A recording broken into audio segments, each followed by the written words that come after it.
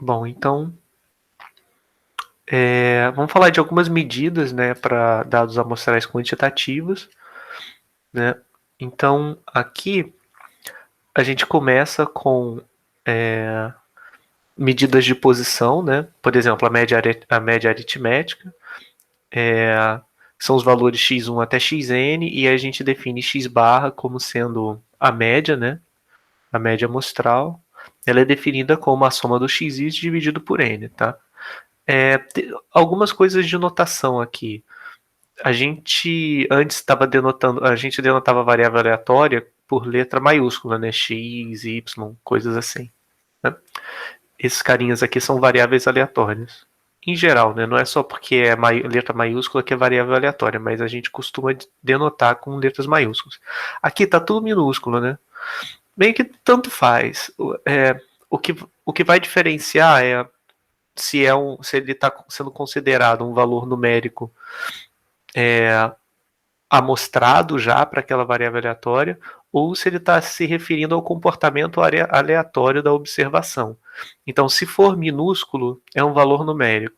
Se for maiúsculo, é a variável aleatória em si, com comportamento aleatório. Bom, como assim? Às vezes a gente escrevia coisas assim, lembra? P de x igual a x, né? Algo do tipo. Aqui, o x grande era a variável aleatória e o x era um valor numérico qualquer que a gente fixava para poder calcular essa probabilidade aqui. Quando a gente escreve isso, a gente quer calcular a probabilidade de x ser igual a x, então x é um valor numérico qualquer e o x grande é a variável aleatória. Aqui, quando a gente usar esses xzinhos aqui, a gente vai se referir ao valor, a valores observados da variável aleatória, tá?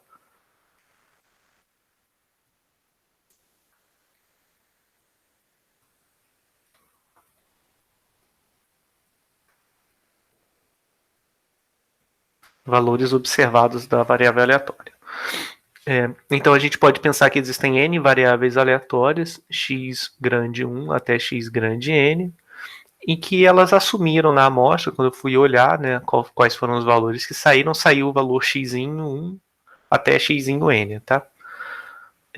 Então, da mesma forma, eu poderia denotar por x barra grande como sendo a variável aleatória que representa a média da amostra, né? Esse cara daqui seria definido como 1 sobre n somatório de xi dividido por n, tá? Em que esse somatório aqui vai de 1 até n. Ficou espremido, mas era isso que eu queria dizer, tá bom?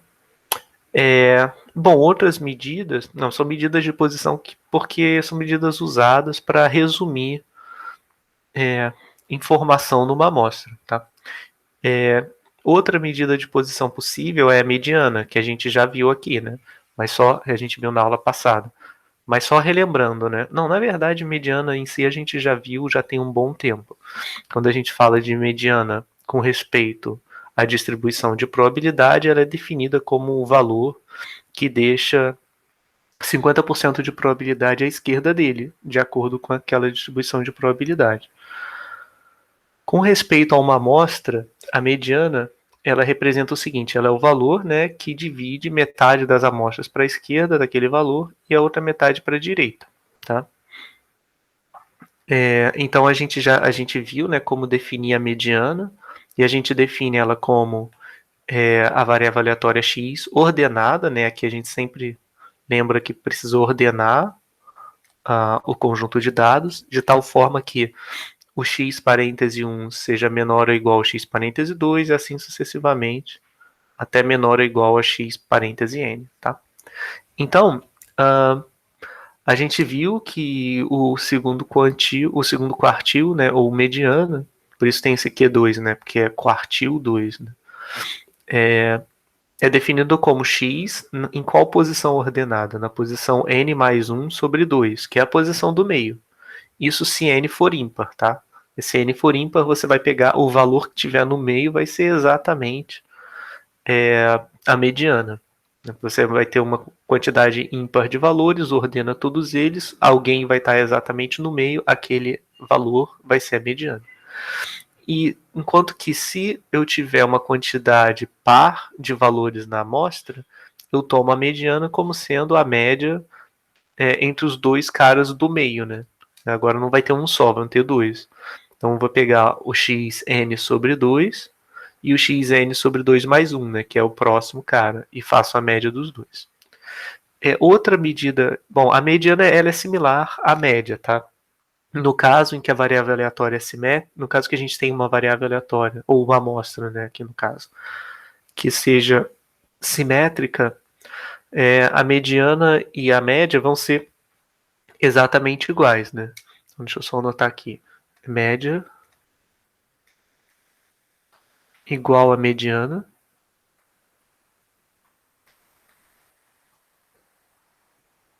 se a amostra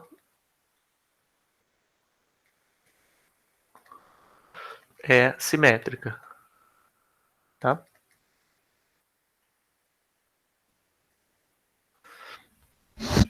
Bom, e tem uma terceira quantidade ainda que é a moda. A moda é o valor que ocorre com mais frequência, né? Ou a classe que acontece com mais frequência. E, de novo, né? Se. Bom, aí a moda já não é mais a mesma coisa. Se a variável for simétrica, não necessariamente a moda vai coincidir com a média ou vai coincidir com a mediana. Vamos ver uma figura o que isso representa. Aqui eu coloquei a comparação, não amostral, mas a comparação dessas quantidades com respeito à distribuição de probabilidade. Então, suponha que a gente tem uma variável aleatória x que seja contínua, tá? E aí suponha essas aqui uma densidade de x, tá? Então, se a densidade de x for assim simétrica, o que acontece? A média e a mediana coincidem. Nesse caso, a moda também vai coincidir, mas nem sempre a moda coincide com a mediana e com a média quando x é simétrica. Por exemplo, se a distribuição de x fosse assim, aí vocês vão ter que fingir que isso aqui é simétrico, tá? Então, aqui a moda seria esse valor aqui, porque é o valor em que tem a maior densidade de probabilidade, ou esse valor aqui, tá? Na verdade, a moda seria um conjunto de dois valores. Como é simétrico, né, esses dois têm que ser iguais. Então, aqui é a moda, tá? Aqui a gente tem uma moda e aqui a gente tem outra moda, tá? Então, nesse caso, a variável é simétrica, a mediana está aqui, a média também está aqui, mas a moda não, a moda está fora, tá? Então, só para fazer essa distinção, aqui a moda nem sempre vai ser assim, só vai ser simétrica se for unimodal, que a gente fala. Unimodal é porque só tem um pico, essa distribuição aqui seria bimodal, porque tem dois, e a gente costuma chamar de multimodal quando tem mais de uma moda, tá? Duas modas ou mais, mais de uma moda. Bom, e mais uma terminologia, né? A gente tem, eu acho que isso aqui está ilustrando um conceito que a gente falou brevemente na aula passada, né? Sobre a diferença da média para a mediana. Então, aqui a gente tem a gente tem dois tipos de assimetria, tá? Essa daqui é a assimetria à direita. Esse skewed aqui tá denotando assimetria. Então, essa é uma situação em que a gente tem assimetria à direita.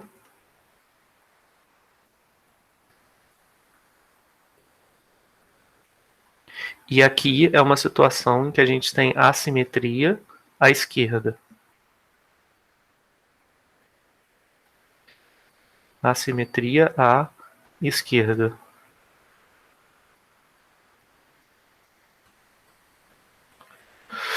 Tá? E aqui bom, essa notação, né, direita ou esquerda, se refere à posição das caudas, tá? Aqui, ó, a cauda está à direita e a variável é assimétrica. Então a gente fala que a assimetria acontece, que a variável é assimétrica à direita. E aqui a assimetria está à esquerda, a gente diz que a variável é assimétrica à esquerda, porque a cauda está do lado esquerdo.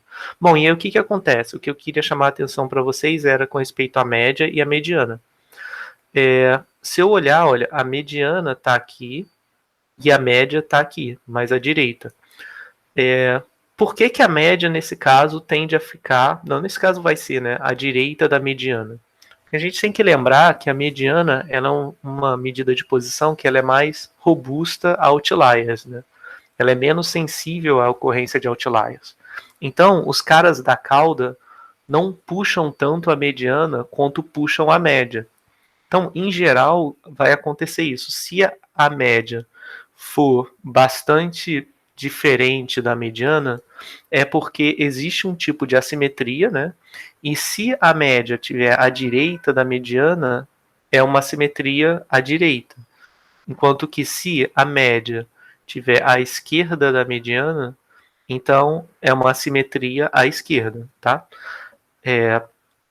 Ficou claro isso? É mais uma questão de quem é mais sensível a valores extremos. Os valores extremos estão na cauda, então se você tiver que fazer um desenho ou imaginar como é a sua distribuição, né, tendo calculado a média e a mediana, você pode fazer esse tipo de visualização, né?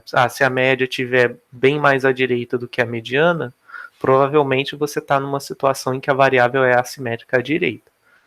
Enquanto que se a média estiver bastante à esquerda da mediana, você espera que a sua variável tenha apresente assimetria à esquerda, tá?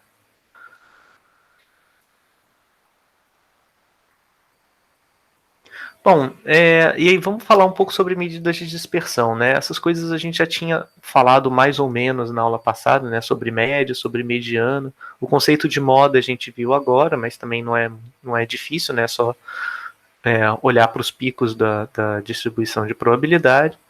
E agora a gente vai falar sobre medidas de dispersão, né? Lembra que quando a gente falava de variável aleatória, as medidas de dispersão que a gente usava eram a variância, desvio padrão e coeficiente de variação, né? Agora a gente vai ter as mesmas, não as mesmas medidas, mas os mesmos conceitos aplicados a uma amostra de valores observados, tá? E, bom, essas medidas são de dispersão no mesmo sentido que elas eram antes. Elas medem em geral, medem o quão dispersas as variáveis estão em relação à sua média, né? Então, bom, o que acontece? Vamos definir primeiramente a variância amostral, tá? A variância amostral é definida dessa forma daqui. Eu não sei se a princípio tá claro de ver que faz sentido chamar isso de variância amostral. Mas vamos dar uma olhadinha aqui com um pouco mais de cuidado. Como é que a gente tinha definido variância para a variável aleatória? A variância de x, ela era o valor esperado, e a gente aqui está com aspirador ligado. Tá ruim de ouvir ou dá para ouvir numa boa?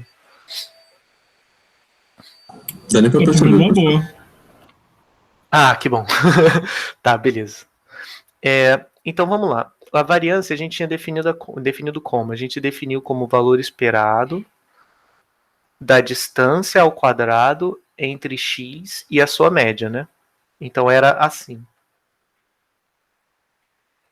Não é isso? É o valor esperado da distância ao quadrado entre x e a sua média. Ok, agora, ao invés da gente trabalhar com essa quantidade, né, porque essa quantidade em geral vai ser desconhecida, né, não sei se está claro, porque o que acontece é que a gente vai ter x tendo uma distribuição de probabilidade, que do ponto de vista prático a gente vai assumir que é, sei lá, uma uniforme, uma normal, algo assim, e vai ter parâmetros associados. Os parâmetros a gente não conhece, né, no caso da normal, se x for normal, isso aqui vai ser igual a sigma 2, a gente já fez essa conta. O sigma 2 a gente não conhece. Então, a gente precisa ter uma forma de calcular ou de estimar o que é esse valor aqui, né? E uma forma de fazer isso é através de uma amostra. Então, vamos supor que a gente coletou uma amostra, tá? x1 igual a x1, e aí a gente observou que o x2 foi igual ao valor x2, e assim sucessivamente, até o xn foi igual a um valor xn, tá? Suponha que a gente observou isso. De posse dessas observações, como eu posso ter uma ideia de quem é essa variância? Bom, eu sei que eu tenho o valor esperado aqui, né? Eu posso usar médias para aproximar, médias aritméticas para aproximar esse valor esperado, que também é uma média, né? Então, por exemplo, né, vamos lá, eu vou definir, eu posso usar como estimador, então vou colocar aqui, eu vou estimar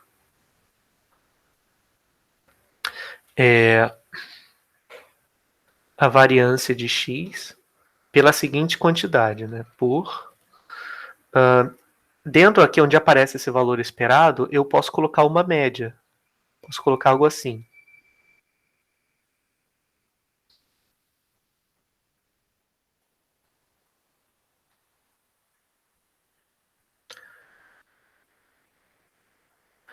Vê se faz sentido. Esse cara aqui é uma constante, eu não vou me preocupar com ele agora, tá? E esse cara que está do lado de fora é o valor esperado dessa variável aleatória. Eu posso até escrever como x menos mi, em que mi é uma constante que eu não conheço, ao quadrado. Se eu quero estimar quem é esse valor esperado, eu posso coletar uma amostra de x, como eu fiz aqui, e aí tirar a média, concorda? Então, eu posso fazer algo nesse sentido. Aí eu ainda tenho um problema, que é esse cara daqui, né? Por quê? Esse aqui também é desconhecido em geral, né? Por exemplo, quando eu digo que uma variável aleatória tem distribuição normal, nos exercícios que a gente fazia, eu sempre dizia uma normal com a média tanto e a variância tanto, mas no mundo real a gente não sabe quais são esses valores. Então esse aqui a gente também tem que estimar. Ora, esse é fácil, né? A gente pode também estimar o valor esperado de x por x barra, em que x barra é a média aritmética, né? X indo de 1 até n, não é isso? Ah, então se eu fizer assim, eu tenho, né, então finalmente, aí o que eu vou ter? Finalmente temos S2, bom, eu vou usar a mesma notação que eu estou usando aqui, tá? Vai ser o estimador da variância, que eu vou definir como sendo, vou colocar um S2 asterisco, tá? Porque é ligeiramente diferente do S2 que está aqui, vocês já vão ver. É 1 sobre n, somatório, onde i vai de 1 até n, de xi menos x barra ao quadrado. Tudo bem? Vê se não está cumprindo o mesmo papel da variância que a gente quer estimar, né? Desse cara. Tá, né? Porque eu estou tomando uma média, mas agora é uma média aritmética da amostra, né? Do xis, e subtraindo, né, eu estou tomando a média dos quadrados da distância entre x e a sua média. Só que agora, toda vez que eu for falar de média, eu estou falando da média amostral e não mais da média teórica, que é o valor esperado. Tudo bem? Ficou alguma dúvida nesse raciocínio? Não, não teve dúvida não, só. Beleza. Aí agora vamos olhar para o slide, né? A gente olhando para o slide, a gente olha que, cara, tá quase igual ao que a gente obteve. A única diferença é esse denominador aqui, que por alguma razão inventaram de dividir por n menos 1, né? Aí você pergunta, pô, mas por que isso? Se eu dividir por n menos 1, não tem uma média mais, né? Aqui é uma média, porque eu estou somando 11 caras e dividindo por n. Agora aqui não é mais uma média. Então você se pergunta, né? Mas por que isso? Bom, existe uma questão aqui que é... Bom, tem dois pontos, na verdade. Um deles é que se o n for muito grande, tipo, sei lá, 1000, não faz diferença. Você tem um valor dividido por 1000 e um valor dividido por 999. Não vai dar muito diferente, vai ser parecido. Mas isso não é um bom argumento. Um argumento melhor é porque, se eu olhar isso como variável aleatória, essa variável aleatória ela não vai ter como valor esperado o que ela está querendo estimar, né? Por exemplo, eu quero estimar variância de x, tá? Então vou escrever aqui. Suponha, ou então denote, melhor botar denote, né? Denote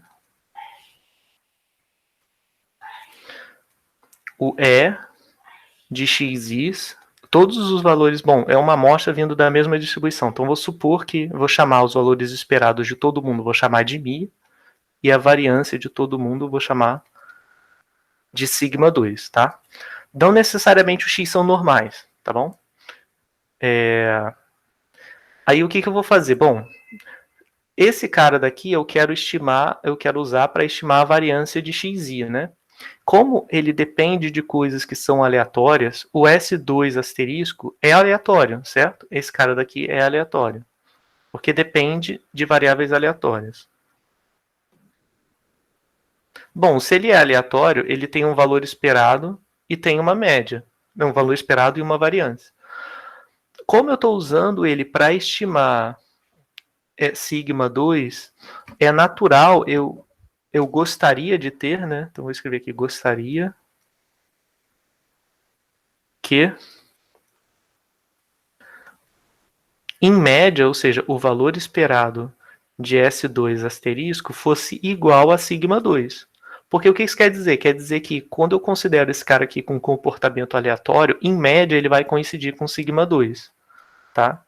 Se em média ele der outra coisa, aí já não é mais tão bom, né? Porque ele, em média, ele vai estar errando um pouquinho, porque ele não vai estar dando exatamente o que quer estimar. E agora, a questão toda é mostrar que o E de S asterisco 2 não vai ser igual ao sigma 2. Então isso aqui não vai ser verdade.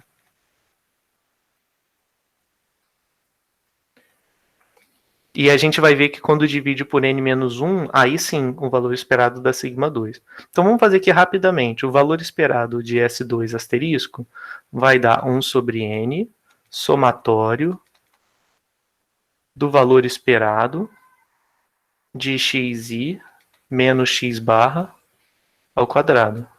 Tá? Bom, aqui eu já vou fazer direto, tá? Vai dar o valor esperado, vem aqui para dentro. E aí isso aqui vai dar xi ao quadrado menos 2xi x barra mais x barra ao quadrado, né? Então vamos lá, vamos olhar. Vai dar somatório, indo de 1 até n. Aí agora aqui tem que fazer os valores esperados. Esse aqui vai dar E de xi ao quadrado menos 2 vezes. Tá, ó, agora essa parte aqui vai ser um pouquinho chata de fazer. Vai dar valor esperado, xi, x barra, mais valor esperado de x barra ao quadrado. Tá? Bom, tem alguns cálculos, né? Vou chamar esse cara de A, esse cara de B, e esse aqui de C. Tá? E agora vamos calcular por partes. Quem é o A? Bom, E de xi ao quadrado. Vê se não é variância de x, de xi, mais valor esperado de xi com o quadrado fora do valor esperado. Tá? Por que isso? Bom, se eu ficar na dúvida se isso vale mesmo ou não, é só eu pegar essa parte e passar para o lado esquerdo, subtraindo E de xi ao quadrado dos dois lados. Porque aí eu vou estar exatamente com a fórmula da variância, né? A variância de xi é o E de xi quadrado menos E de xi ao quadrado, tá? Então, ok, essa parte aqui foi. Peraí, deixa eu só então colocar em função dos parâmetros. Eu estou chamando de μ o valor esperado de x e de sigma 2 a variância de xi. Então aqui deu sigma 2, tá? E aqui, esse cara daqui, deu E de x, que é μ ao quadrado. Então dá mais μ ao quadrado. Tá? Então o A eu terminei. Vamos para o B. O B já vai ser mais chatinho. Tudo bem. Vamos lá para o B. Quem é o B? Vai dar valor esperado, xi, 1 sobre n, aqui que multiplica, né? 1 sobre n, somatório de xi. Aqui eu não vou botar o somatório indo de 1 até n não, tá? Porque esse somatório vai aparecer várias vezes. Aí, bom, isso aqui é uma constante, sai do valor esperado. Aqui dentro vai ficar deixa eu colocar então, deixa eu só colocar outra letra e fazer o somatório em J, para não confundir, porque esse aqui é um dos i's. Então vai ser somatório de xi, xj. Esse somatório está em J, né? Isso aqui é igual a 1 sobre n. Aqui tem um somatório, então ele sai da esperança. A gente já viu que da soma de variáveis aleatórias é a soma dos s de cada variável.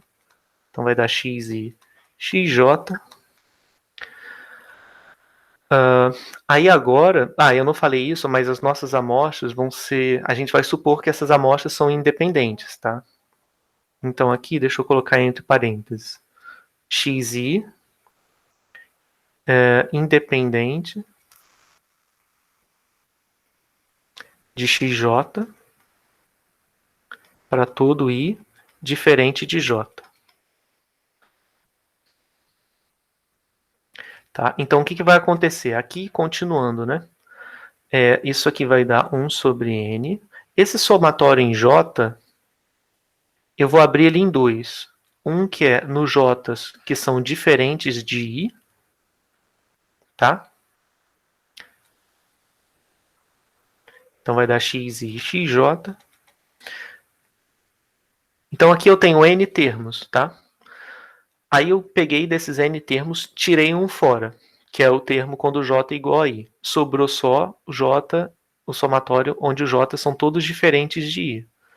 Bom, mas eu não posso simplesmente excluir o cara, eu tenho que somar ele aqui. Então quando eu for somar, vai ficar de xi. Como o cara que está faltando é o j, quando o j é igual a i, vai dar xi quadrado, tá? Tudo bem? Só o que eu fiz foi dividir esse somatório aqui em duas partes. Uma quando o j é diferente de i, aí fica x e xj, e outra que só contém um termo, que é quando o j é igual a i. E vai ficar de xi quadrado. Ufa! Tá, e agora como é que eu faço? Como eu estou supondo que x é independente de xi independente de j, lembra lá que a gente viu um resultado que o valor esperado de g de xi vezes f de xj é igual ao valor esperado de g de xi vezes o valor esperado de g de xj? Como assim, né? A gente tem que, se o xi e xj são independentes, então a gente viu que o valor esperado de uma função qualquer g de xi vezes uma função qualquer h de xj, isso aqui vai ser igual ao valor esperado de g de xi vezes o valor esperado de h de xj, tá? A gente viu que vale isso para toda função g e h. Aqui, no caso, o g é identidade e o h também é identidade. Então vai ficar somatório j diferente de i, vai dar e de xi, e de xj, né? Agora aqui, quando eu somar esse cara, vai dar... Bom, e de xi ao quadrado, a gente já calculou aqui em cima, é o a, né? E de xi ao quadrado é igual a a. Então vai ficar sigma 2 mais mi quadrado. A gente já calculou. Então, prosseguindo, vai dar 1 sobre n, que multiplica... Aqui vai dar o somatório, de novo, né? Vamos lá com calma. J é diferente de i. Esse primeiro termo é mi, porque todos os x's têm média mi, e esse segundo termo também é mi. Então vai dar mi ao quadrado mais sigma 2 mais mi quadrado. Isso aqui então vai dar 1 sobre n, que multiplica... eu estou somando sempre a mesma quantidade, que é mi quadrado, n menos 1 vezes, né? Então aqui vai dar o quê? N menos 1, que multiplica mi quadrado, mais sigma 2, mais mi quadrado. Ou seja, vai dar n mi quadrado mais sigma 2 dividido por n. Tudo bem? Qualquer coisa, gente, dê uma conferida para ver se eu não errei nenhuma conta, tá? E aí vai ficar faltando agora o item C. Bom, o item C não é tão complicado quanto o B. Eu tenho que calcular o valor esperado de x barra. O quadrado é dentro ou é fora? É dentro, x barra ao quadrado. Aí eu vou usar o truque, né? A gente já viu um truque de como calcular isso em função da variância. Eu posso escrever como sendo a variância de x barra ao quadrado, não, desculpa, de x barra, mais o valor esperado de x barra elevado ao quadrado, tá? Ora, a gente já viu, isso aqui está lá atrás, né? Não é difícil de verificar. Quem é a variância de x barra? A variância de x barra vai ser a variância de x dividido por n, tá? Isso é fácil de ver, porque quem é o x barra? X barra é 1 sobre n somatório de xi. 1 sobre n sai da variância, né? Sai da variância ao quadrado, então vai ficar 1 sobre n2. E aqui dentro vai ficar a variância da soma dos xi's, né? Aí essa soma de xi's, como é tudo independente, vai dar a soma das variâncias. Cada variância é sigma 2. Então isso aqui vai dar n sigma 2 sobre n2, que é sigma 2 sobre n. A gente já fez essa continha várias vezes, tá? Aí eu já coloquei aqui direto. Vai dar sigma 2 sobre n mais... Quem é o valor esperado de x barra? Bom, o valor esperado de x barra é o μ, tá? Porque é bem análogo também, ó. De 1 sobre n. Então 1 sobre n vai embora. Somatório de xi. Esse somatório de xi aqui sai do valor esperado. Vai dar 1 sobre n, somatório do valor esperado de xi. Cada um desses é μ. Então vai dar nμ dividido por nμ, tá? Então aqui, esse valor esperado de dentro era μ, ao quadrado vai dar μ2. Ah, perfeito. E agora? Bom, agora o que ficou faltando é juntar toda essa informação aí. Então, o que a gente tem? O valor esperado. A gente começou calculando o valor esperado do S asterisco 2. Ele é asterisco porque eu dividi por 1 sobre n, ao invés de dividir por 1 sobre n menos 1. Então, deu 1 sobre n.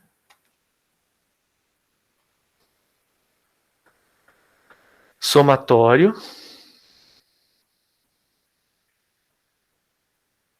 E indo de 1 até n.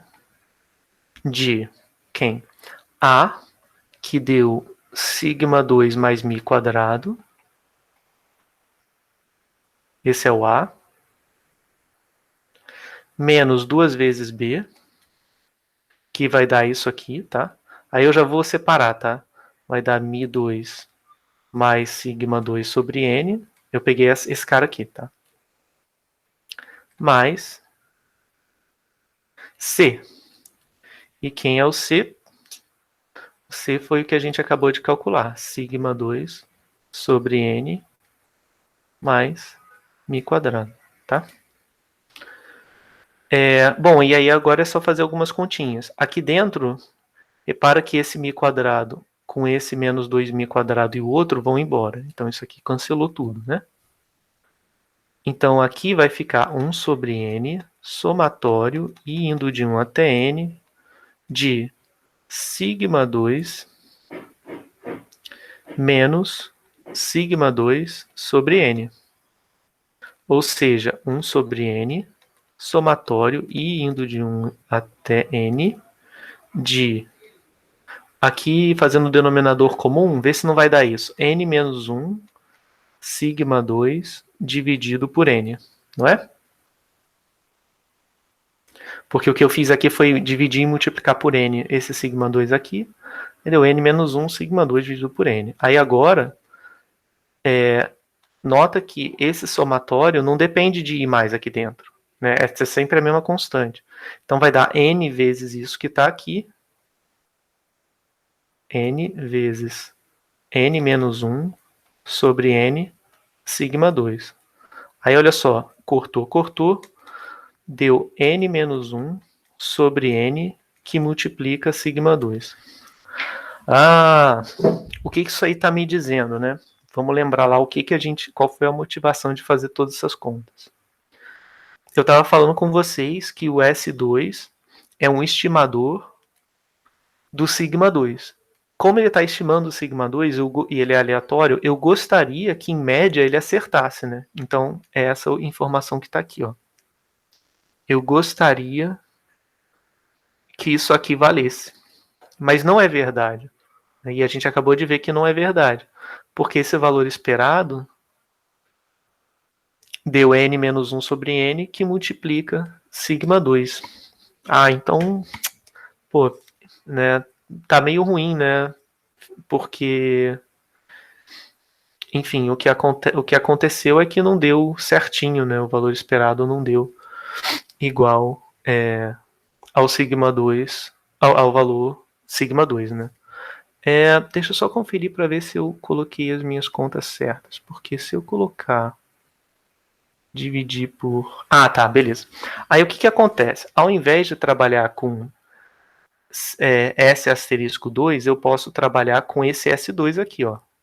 O S2 que foi definido dessa forma daqui, 1 menos n menos 1, que multiplica o somatório de xi menos x barra ao quadrado, onde i vai de 1 até n. Tá? Enquanto que o nosso S asterisco 2, ele era mais intuitivo, porque era de fato uma média, porque aqui eu não estou dividindo por n menos 1, mas por n, tá? xi menos x barra ao quadrado. Eu poderia usar esse aqui, só que não, eu falei, vamos usar esse da esquerda. Agora, por que usar esse daqui é melhor? Vamos calcular quem é o valor esperado dele. Eu não vou fazer todas essas contas, tá? Não vai ser nem parecido com o que tinha aqui. Eu vou notar o seguinte. Como eu calculei o valor esperado desse cara, eu vou usar o valor que eu calculei para ajudar no cálculo desse aqui. Repara que o S ao quadrado não é a mesma coisa que eu pegar o S asterisco 2, aí eu tiro o denominador multiplicando por n e coloco o novo denominador, que é n menos 1, dividindo por n menos 1, tá? Vê se não vai dar isso. Se eu pegar o S asterisco 2, multiplicar por n, dividir por n menos 1, vai dar o S2. Por que eu fiz isso? Ora, porque agora é muito mais fácil de calcular o valor esperado, né? E esse cara eu já gastei um tempão calculando, então me salvou um bom tempo. Vai dar isso vezes n menos 1 dividido por n vezes sigma 2. Olha só que legal. Agora deu o sigma 2, como eu queria, tá? Então, assim, uma coisa que é bem recorrente na estatística às vezes as pessoas não entendem por que a gente faz assim. Eu acho que é porque ficou faltando fazer essa continha, né? Que é por que raios a gente usa o denominador n-1 ao invés de dividir por n, quando dividir por n faz mais sentido intuitivamente. A justificativa é essa que eu dei do valor esperado. A gente quer que o valor esperado dos estimadores coincidam com o verdadeiro valor que eles estão querendo estimar, tá? Quando isso acontecer, a gente vai ver na próxima aula, a gente vai dizer que esse estimador é não viesado, tá? Ele não tem viés, ou seja, em média, ele acerta. Se você tem um procedimento que em média te produz que em média não coincide com o que você quer medir, né? Então é porque tem um vício no seu processo de estimação, tá? E a gente não quer isso. Então é isso que motiva a usar o S2 dessa forma, dividindo por n-1, ao invés de dividir por n, tá bom? Ficou alguma dúvida, gente, nessas contas? Eu acho que foi um pouquinho assim, tipo, muita conta, né? Mas eu tentei fazer explicando cada pedaço. Se alguma coisa não tiver ficado clara, é só falar. Deu pra entender? Deu sim. Mesmo sendo muita conta, deu pra pegar. Beleza. Beleza. Bom, então isso aqui, né, já ajuda, já mostra pra gente por que definir a variância amostral dessa forma. E aí eu tenho essa segunda igualdade aqui, tá? que ela vai ser bem análoga, né, àquela outra igualdade do valor esperado, né? Que era o quê? Lembra que a gente tinha... Deixa eu fazer um risco aqui para continuar. Lembra que a gente tinha que que a variância de x, a gente mostrou que era E de x2 menos E de x ao quadrado, né? Então é bem similar ao que aparece aqui. Se ao invés de dividir por n menos 1, eu dividisse por n, eu teria o quê? Eu teria o somatório de x e quadrado sobre n, menos, aqui seria nzinho, então daria x barra ao quadrado, né? Esse é o valor de S2 asterisco.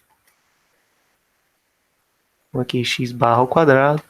E aí seria aproximadamente igual a... Isso aqui é uma média de quem? Do xi ao quadrado, então seria aproximadamente igual ao valor esperado de x ao quadrado, né?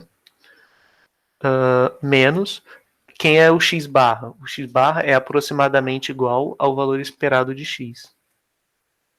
Tá? Então, essa expressão é aproximadamente igual a isso aqui. Então, é um análogo, né? Aquela decomposição. Eu posso fazer a conta e mostrar que de fato vai dar isso que está sendo feito aqui, tá? Mas no caso eu não vou fazer não, eu vou deixar como exercício para vocês mostrarem isso. É bem fácil, tá? É só um exercício de manipulação de somatório, tá? Então esse aqui eu vou deixar como exercício. Depois eu coloco lá na lista para vocês fazerem. Basicamente é mostrar que esse somatório ele pode ser escrito desse jeito aqui, tá? É mais fácil usar o lado direito para fazer as contas, né? Porque é só pegar todo mundo, elevar ao quadrado, somar, faz essa parte aqui é calcular a média e elevar ao quadrado. Isso aqui já é muito mais chato, tem que calcular a média, aí para cada ponto tem que subtrair da média, depois elevar ao quadrado, depois somar tudo. Então essa forma dá mais trabalho de usar para fazer conta. Essa forma daqui é muito mais fácil. Bom, e aí definida a variância amostral, todo o resto vai ser bem análogo. O desvio padrão amostral, ele vai ser definido como a raiz quadrada da variância amostral. Então vai dar a raiz de isso daqui, né? Somatório de x e menos x barra ao quadrado dividido por n menos 1. E o coeficiente de variação amostral, ele representa o quê? Qual é o percentual que o desvio padrão representa em comparação à média, tá? Em termos de ordem de magnitude. Então é o coeficiente de variação amostral vai ser S dividido por x barra. Bom, como exemplo, né, vamos falar aqui, vamos ver sobre as medidas de dispersão, né, como a gente faz para calcular essas coisas na prática. Bom, então tem, de novo, eu acho que esse é o mesmo conjunto de dados que a gente estava trabalhando na aula passada, né, das cargas de ruptura, em que aqui a gente tem a nossa amostra, com todos esses valores numéricos. Então são 30 valores, e a gente tem que calcular. Eu não vou fazer a conta toda aqui, porque eu acho que, enfim, ela já está feita por partes, né? Então a primeira coisa é calcular o S2, que é a variância amostral, né? Então S2, a gente viu que era 1 sobre n menos 1 somatório de xi quadrado menos x barra ao quadrado, tá? Aqui, como eu estou usando letra minúscula, eu vou colocar um S minúsculo. Mas o meu S minúsculo ele não tem distinção, ele só é menorzinho. Então aqui vai ficar... A gente também viu que isso era igual a 1 sobre n menos 1, né? Deixei como exercício, na verdade. Somatório de xi quadrado menos n x barra ao quadrado, tá? Bom, aí é fácil. O que você faz? O n é 30, então vai dar 1 sobre 29, que multiplica. Aqui vai entrar 30 também. Mas vamos ver, o somatório de xi quadrado, você tem que pegar cada cara desses aqui, elevar ao quadrado e depois somar tudo. Então, já deu a resposta daqui, que é 2,61037. Tá? E quem é aqui vai dar menos 30, que é o n, que multiplica o x barra. Bom, o x barra já foi calculado, 92,83. É fácil de calcular, né? É só calcular a média de todos esses valores aqui. E aí elevar ao quadrado, né? Eu acho que na prova a gente tende a dar todos os somatórios, tipo somatório de xi, a gente já dá o valor, somatório de x quadrado também já dá o valor. Então é tranquilo de fazer essas contas, tá? E aí é isso, é só conta, depois é só resolver, tá? E aí a gente chega nesse valor aqui, 86,08. Para calcular o desvio padrão é só fazer a raiz quadrada. E para calcular o coeficiente de variação é só dividir o desvio padrão pela variância, tá? Às vezes as pessoas têm dúvida, na prova aconteceu isso algumas vezes, e do que coloca em cima e o que coloca embaixo no coeficiente de variação. Um macete, não é um macete, mas tipo, na verdade, é pensar na interpretação. Como o coeficiente de variação ele mede variação, né, mede variabilidade, ele é um valor numérico que quanto maior ele for, mais variabilidade. Então o S tem que vir em cima, tá? Porque o desvio é a parte que mede a variabilidade. Então é sempre desvio dividido pela média, tá? Bom, então é bem tranquilo. Eu recomendo que vocês façam essa conta daqui pelo menos uma vez, que é só para acostumar, só para tipo ter a noção de como é que faz, se vocês não se sentirem à vontade, 100% confiante de que consegue fazer sem confundir, porque sei lá, às vezes a pessoa calcula o somatório de x ao quadrado, soma todo mundo e bota ao quadrado depois, entendeu? Eu sei que vocês sabem que não é para fazer isso, mas às vezes a gente acaba vendo acontecer. Então qualquer coisa, façam como um exercício só para ver se coincide com os valores numéricos aqui, tá? Mas é só conta. Bom, e aí agora a gente fala sobre a parte que é mais... que é um pouquinho mais pesada, né, da aula, que é sobre relação entre duas variáveis aleatórias. Aqui, o que a gente fez foi, a gente mostrou análogos amostrais, né, no caso, a variância amostral, desvio padrão amostral e coeficiente de variação amostral, que são análogos às medidas populacionais que a gente tinha visto antes. Sempre que eu falo medida populacional, é a medida que diz respeito à distribuição de probabilidade. Então, por exemplo, se o x é normal com média μ e variância sigma 2, quando eu falar da variância de x, eu estou falando do sigma 2, que é a variância teórica. E aí o que eu faço? Eu colho como eu não conheço esses valores, eu quero estimar, então eu coleto uma amostra e uso, sei lá, o S2 para estimar quem é o sigma 2. Como eu fiz aqui, ó. Aqui no final das contas eu tive um valor numérico, tá? Só para que não fique tudo em termos de, só conta, né? Quando eu faço isso, aí eu já consigo estimar quem é a minha variância. Eu estimo que a variância na minha população é igual a esse valorzinho aqui. Eu sei que não vai ser igual, vai ser diferente porque cada amostra dá um valor diferente. E a variância da população é um valor só, né? Então, assim, sempre vai ser diferente a variância amostral da variância populacional. Mas a ideia é usar esses valores para aproximar, tá? Então, aqui, por exemplo, se eu dissesse, né, se eu tivesse xi vindo de normal μ sigma 2, então, né, eu estimaria o sigma 2 como sendo aproximadamente igual a S2, que é igual a 86,08, tá bom? Então essa é a ideia, é eu pegar uma quantidade amostral para estimar uma coisa que é populacional. Então, para estimar quantidades numéricas referentes à distribuição de probabilidade que gerou os dados, tá? Então esse que é o objetivo, por isso que a gente está falando dessas quantidades amostrais agora, tá? Bom, e nessa análise bidimensional, o que a gente vai fazer agora é mostrar um análogo para o coeficiente de correlação, tá? Para como você calcula um estimador do coeficiente de variação na sua amostra. E, bom, e depois, no final da aula, a gente vai falar sobre regressão linear, tá?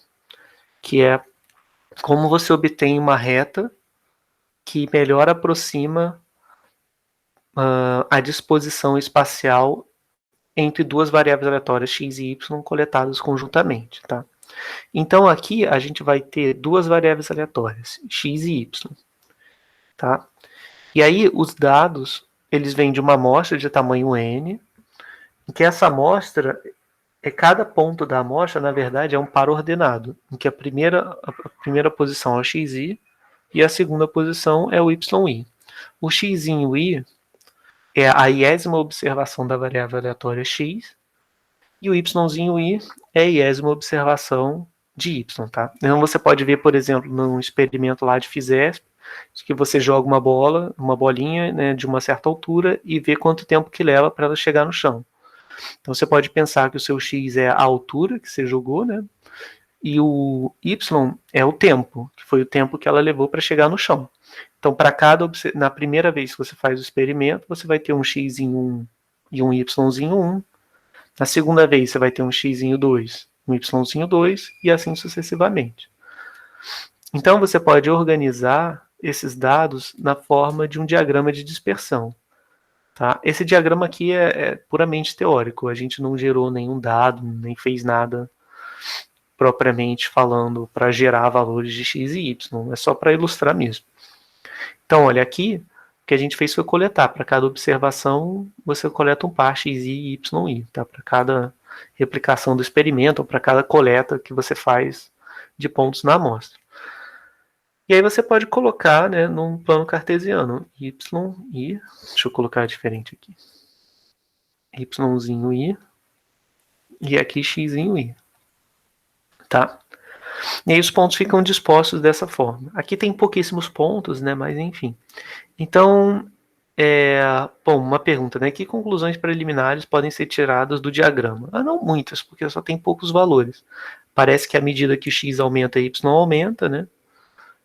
Talvez uma reta possa aproximar bem esse conjunto de pontos, mas enfim, como são só 5 pontos, né, sei lá, meio que qualquer coisa se ajusta a uma quantidade tão pequena de pontos.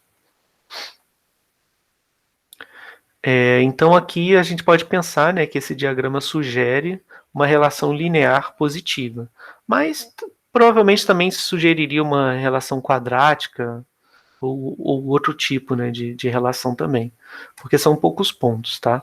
Mas tudo bem, a ideia é vamos pensar linearmente por enquanto. Bom, e aí o que eu estava falando com vocês, né?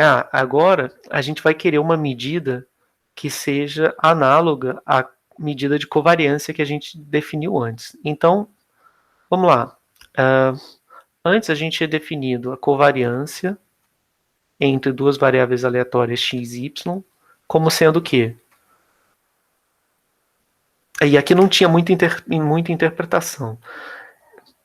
Era o valor esperado de xi menos x barra, yi menos y barra. Tá? A ideia é você pegar a variância de x, por exemplo, e você troca um dos termos da... aqui não é x barra. Eu já estou fazendo coisa errada. Aqui é x menos e de x, tá? Vezes y menos e de y. Estou misturando as coisas já. E a ideia era você pegar a forma da variância, né? Que tinha x menos e de x e aqui x menos e de x, mas você troca um desses fatores, que é x menos e de x, por y menos e de y. E aí a variabilidade ela fica meio que dependendo das duas coisas ao mesmo tempo. Depende de y e depende de x, tá? Mas não tem muita interpretação vindo da fórmula. A interpretação ela vem mais da prática, tá? Quando você calcula correlação, por exemplo, e você vê que quando as variáveis têm correlação linear forte, olhando tipo num gráfico, né, de x contra y, ela tende a ter o Rzinho alto, né? A correlação alta. E é isso que a gente vai ver aqui agora. Então, essa era uma definição. A outra forma a gente viu, né, que é a mesma coisa, você definir assim, é de xy menos é de x é de y. Tá? Beleza, e aí o que acontece? Agora a gente vai querer um análogo que seja amostral, né? Essas quantidades, de novo, são desconhecidas, porque os valores esperados são, o valor esperado do produto também é, e assim sucessivamente. Então a ideia é, vamos olhar para uma forma de definir isso que seja, como posso dizer, que seja análoga ao que está aqui, tá? Então eu vou definir como S de x, y, aí aqui eu vou colocar um asterisco de novo.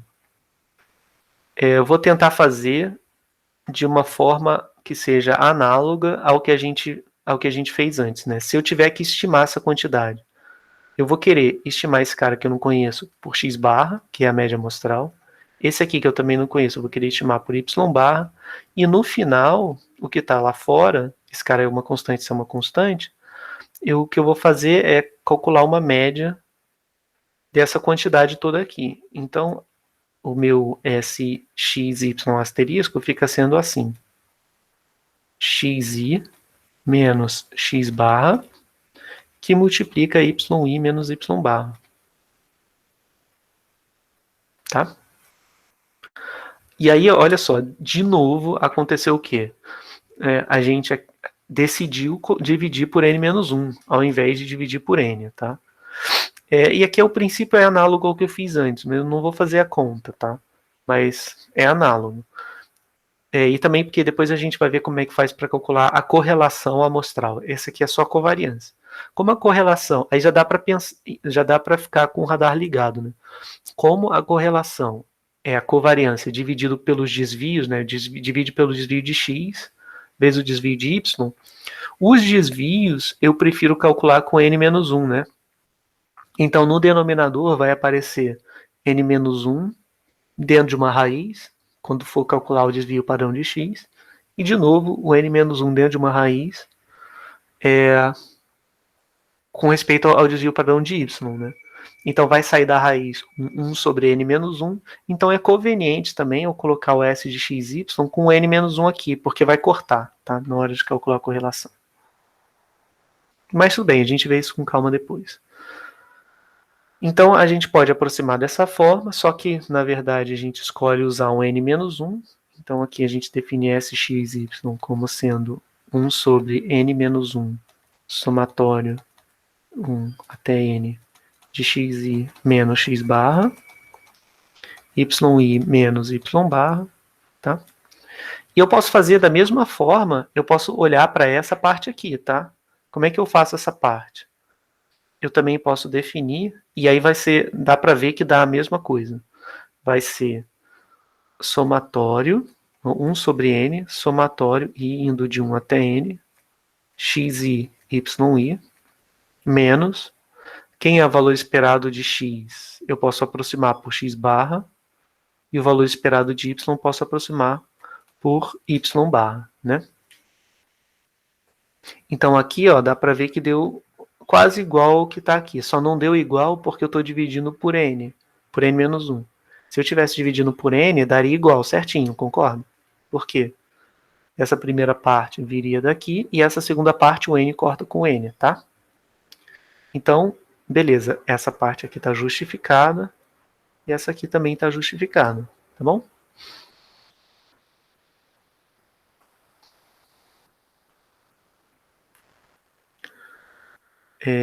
Que mais?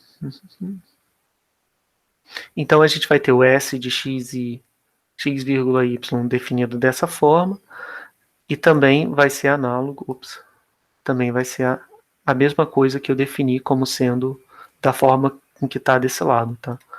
n-1 que multiplica somatório de xi, yi menos n x barra y barra. Tá?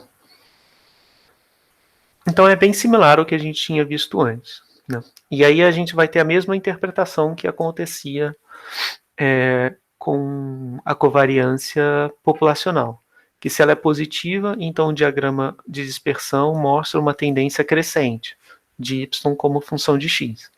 Se a covariância amostral for negativa, o diagrama vai mostrar uma tendência decrescente entre x e y.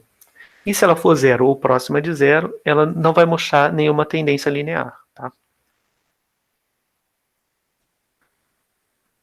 Aí entra o que eu estava falando antes, né?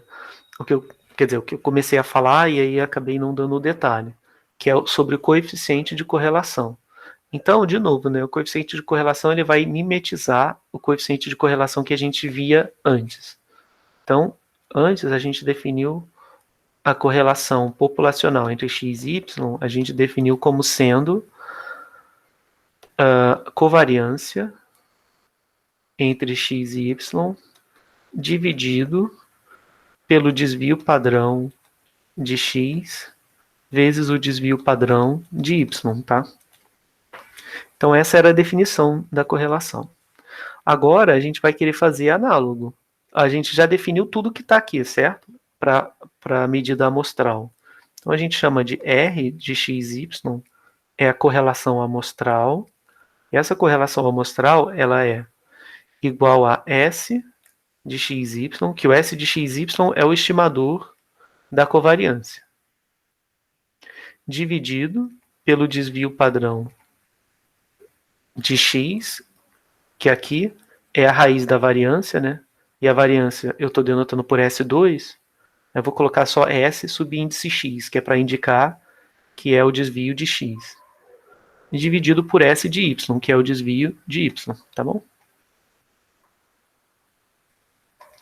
Bom, e aí é fácil, todas essas partes eu já mostrei como é que calcula, né? Então deixa eu só colocar a fórmula para vocês verem o que vai dar. Ah, aqui não tá simplificado. Só para vocês verem que vai simplificar as coisas. Então vou usar essa formulação aqui. Então vai dar 1 sobre n menos 1, que multiplica somatório de xi, yi, menos n x barra y barra. E indo de 1 até n, dividido por, aí é que vai entrar a raiz quadrada. Quem é o S de x? Vamos voltar lá. O S de x é isso aqui. Vai dar 1 sobre n menos 1, que multiplica somatório de xi quadrado menos n x barra ao quadrado vezes a raiz. Aí agora para o y, né? n menos 1, somatório, e indo de 1 até n, yi ao quadrado menos n y barra ao quadrado. Cara, quase não deu espaço. Aí o que eu estava falando é, lembra que eu dei uma justificativa para vocês? Ah, bom, essa parte aqui a gente divide por n menos 1 porque o valor esperado vai coincidir com a variância aqui dentro. Quando chegou nessa parte aqui de cima, eu falei para vocês, dá para mostrar a mesma coisa e também é conveniente no ponto das contas, tá? Porque aqui aparece n menos 1 aqui também, então vai cortar com esse cara e todos os n menos 1 desaparecem, tá bom? Então, olha, isso é uma coisa interessante, porque desde que eu seja consistente em que sentido? Se eu escolher dividir por n menos 1 os desvios padrões, né? Desculpa, as variâncias, se eu dividir por n menos 1, eu divido também a covariância por n menos 1. Mas se eu fizesse tudo dividindo por n, daria a mesma conta, né? Daria a mesma coisa, né? Então, se eu fizesse essa parte e dividisse por n, essa dividisse por n e essa por n, também daria a mesma coisa, né? Ou seja, mais um argumento de que, na verdade, não faz muita diferença a questão de dividir por n ou dividir por n menos 1. Se eu for consistente em termos de correlação, literalmente não faz diferença nenhuma, tá? Eu dividir por n ou dividir por n menos 1. Desde que eu divida pela mesma quantidade em todos os casos, vai dar a mesma coisa. Lucas, desculpa, você perguntou, E de xy é o valor esperado do produto xy. Isso, é isso mesmo, do produto, tá? Então, por exemplo, se eu tivesse que calcular isso para esse conjunto de dados, não dá para calcular o valor esperado de x vezes y, porque eu não sei a distribuição. Mas eu poderia calcular essa parte aqui, né? Seria só multiplicar esses dois e dividir por 1, 2, 3, 4, dividir por 5. Então eu multiplico isso aqui tudo, né? Somo e divido por 5. Aí eu vou ter essa parte aqui, que é o análogo ao E de x vezes y, tá bom? E aí, desculpa, eu demorei para perceber que tinha pergunta no chat. É porque o chat eu deixo tudo numa janela, numa tela que é diferente, né? Na tela que fica do lado esquerdo. Por isso que às vezes eu fico olhando assim, né? Mas às vezes eu esqueço, fico só olhando para a tela do computador, aqui do laptop, e esqueço de olhar a outra. Mas deu para entender? É como você suspeitou mesmo. O E de x vezes y é o valor esperado do produto. Tá?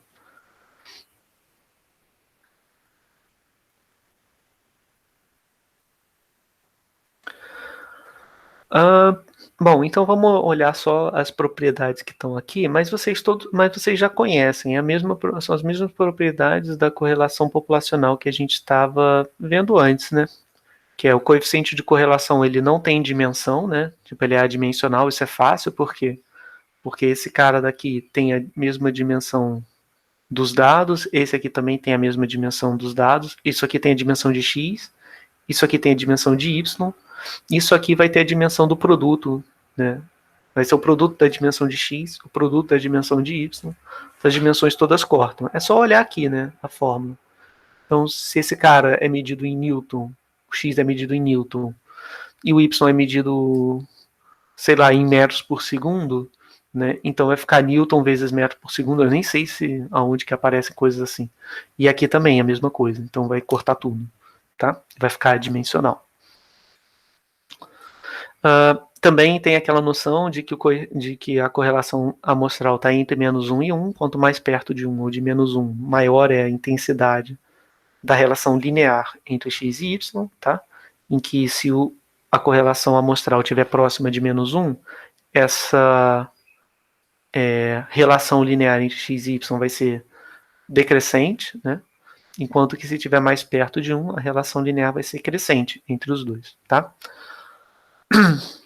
E aqui, de novo, né, o comentário que é muito importante, que o coeficiente de correlação, ele mede dependência linear, tá? Então, sempre lembrar disso, que a dependência que está sendo medida é uma dependência linear, tá? Então, a observação é, se a dependência entre as variáveis, não for linear, é possível ter um coeficiente bem baixo, né? Apesar de uma dependência forte entre as variáveis. Se a dependência for, sei lá, logarítmica, por exemplo, ou quadrática. A gente até viu alguns exemplos, né, em que essa correlação vai ser bem baixa, tá bom? Então, vamos a um exemplo aqui, tá? Sobre covariância e sobre correlação. Então, se a gente tem essas duas variáveis x e y, é que x representa o tempo de carreira e y o número de empregos, diferentes empregos nos últimos 5 anos, tá? Então, aqui, a gente observa, a princípio, né, sem nem fazer conta nenhuma, parece que a relação é decrescente. Quanto mais anos de experiência eu tenho, né, mais anos de carreira, menos eu tendo a mudar de emprego, tá? Enfim, são só dados puramente fabricados aqui, não foi coletado, não é nenhuma pesquisa, mas é só para dar um exemplo de como calcula, né? Então, é mais uma questão de entender como funciona a fórmula, tá? O que você tem que fazer? Tem que calcular x barra, que é a média. Aqui deu 10, é só calcular a média dessa parte aqui. Y barra igual a 2, calcula-se a média dessa parte aqui. E a soma do x e y e você, como eu tinha falado antes, né, é só você multiplicar esses dois aqui e somar todo mundo. Vai dar 96. De posse disso, é só substituir na fórmula, tá? Aqui vai entrar 96. Aqui vai entrar n, que é 5 vezes 10 vezes 2. E embaixo vai dar os desvios, tá? Bom, e aqui... aqui ele calculou quem é o S, x, y, né? Então ele dividiu por n-1, né? Esse cara aqui é o n-1. Tudo bem, dá para fazer assim. Só que quando você for calcular os desvios, você vai ter que fazer a mesma coisa, tá? Mas tranquilo também. Aí o que ele fez? Calculou os desvios padrões, né? Que aqui é fácil, né? É só calcular. Para fazer essa parte, tem que calcular o somatório. Ver quanto é o somatório de x e ao quadrado. Ver quanto é que é o somatório de y e ao quadrado. Tá? Que é elevar ao quadrado cada um desses, depois somar. Elevar ao quadrado cada um desses, depois somar. E aí você tira quanto que são as quantidades. Vai dar S2x 2,5. S2y igual a 0,5. 5, tá? Eu acho que essa parte, ela é muito repetitiva, porque era só você fazer continha, entendeu? Tem algumas... O que dá para explicar, eu acho, da teoria, é mais ou menos da forma que eu fiz aqui, é mostrar por que dividir por n-1 ao invés de dividir por n o desvio padrão, é mostrar tipo, por que a gente está fazendo isso, que é para substituir uma quantidade que a gente antes não conseguia calcular, que era simplesmente uma quantidade populacional, só nas questões que dava. Nas questões a gente diz que a população é normal com uma média conhecida e uma variância conhecida, né? Então é mais isso, né? Eu acho que o que precisa mesmo é fazer alguns exercícios para, enfim, só para meio que treinar como faz essas contas. Mas a ideia teórica por trás eu acho que é bem simples, na verdade. É muito parecido com o que a gente já vinha fazendo, né? Em termos de usar média, variância, essas coisas. Tá? O que é mais diferente é a parte que vem agora, que é a reta de regressão. Eu dei uma olhada no material que tem de FISESP. Agora, eu acho que é um site que o pessoal criou agora para ProBest, para o PLE mesmo, né? Sei lá, um site bem novinho e tal, achei bem legal, tinha bastante coisa lá. E aí eu vi que já na FISESP 1 vocês já usam coisas de reta de regressão, né? Eu acho que vocês já até fizeram as contas, né, da reta, de como estimar coeficientes na reta de regressão. Mas, caso vocês não façam na disciplina, pelo menos aqui a gente vai ter a chance de fazer. E são contas bem simples, né? Vocês vão ver que não tem nada de complicado, tá? Mas eu acho que a ideia aqui seria meio que complementar o que vocês fizeram, o que vocês viram lá em FISESP, quando tiveram que calcular a reta de regressão. Se eu não me engano, foi até um exemplo de jogar moeda e ver qual o tempo que a moeda leva para atingir o chão, né? Era isso? Eu acho que era nesse que usava, eu não lembro. Tinha alguns dos experimentos usavam uma reta de regressão. E aí ele dizia assim, esses são os coeficientes ótimos, né? Aqui a gente vai fazer algumas continhas para mostrar de onde que sai aquilo ali, tá? Mas eu acho que, se bobear, vocês já até fizeram isso. Mas tudo bem, vamos ver. Bom, a regressão, né, na verdade, ele vem para te dar um pouco mais de informação do que, na verdade, bem mais informação do que o coeficiente de regressão te daria, né? O coeficiente só diz, a relação é linear positiva, a relação é linear negativa, qual é o grau de força, né? Qual é o grau de relevância? Qual é o grau de relevância dessa força linear entre x e y? É baixo ou é alto? Eu estou próximo dos extremos menos 1 e 1 ou eu estou longe dos extremos e próximo do valor central que é 0? Mas ele não te permite quantificar muita coisa. A reta de regressão não. A reta de regressão é bem legal porque ela te dá uma estimativa da função que está por trás, né, da relação entre x e y. Então, aqui, né, suponha que você tem duas variáveis aleatórias, x e y. E aí, se essas variáveis aleatórias são aproximadamente lineares, né, a relação entre elas for aproximadamente linear, é porque eu posso escrever y como sendo aproximadamente igual a mais bx, tá? E aí, o objetivo vai ser determinar quem são esses caras, quem é o a e quem é o b. Porque a partir disso eu vou conseguir fazer, por exemplo, previsões, né, para y. Porque y, na minha amostra, só observa alguns valores de y e alguns valores de x, mas pode ser que eu me pergunte, e se x fosse esse outro valor aqui que eu não observei na amostra? Qual é o valor que eu espero para y, né? Então, se eu tenho uma reta de regressão, eu consigo pelo menos prever, né? Dar uma previsão, que basta plugar o valor novo de x aqui, e ele vai me retornar um valor novo para o y, que vai ser minha previsão. Mas para fazer isso, eu tenho que estimar quem é o a, tenho que estimar quem é o b, tá? Questão de terminologia. Então, a gente chama x de variável independente e y de variável dependente, tá? A noção aqui é que a gente tem controle sobre o x e o y é o que a gente mede, né? É o que a gente mede em função de x. O y é que, em geral, a gente não tem controle. Então, por exemplo, né, de acordo com essa nomenclatura, se eu fizesse o experimento de lançar uma moeda e ver quanto tempo ela leva para atingir o solo, a minha tendência inicial é chamar de x a altura, que é a variável independente, porque a altura eu controlo. Eu posso jogar a moeda daqui, posso jogar mais de baixo, mais de cima. Então, x é a variável independente, sou eu que escolho o valor de x, aí eu vou lá, jogo a moeda e meço o tempo que leva para ela chegar no chão. Então, o tempo que levou até chegar no chão, o mais natural seria chamar de y, que é minha variável dependente, porque ela está dependendo do x, tá?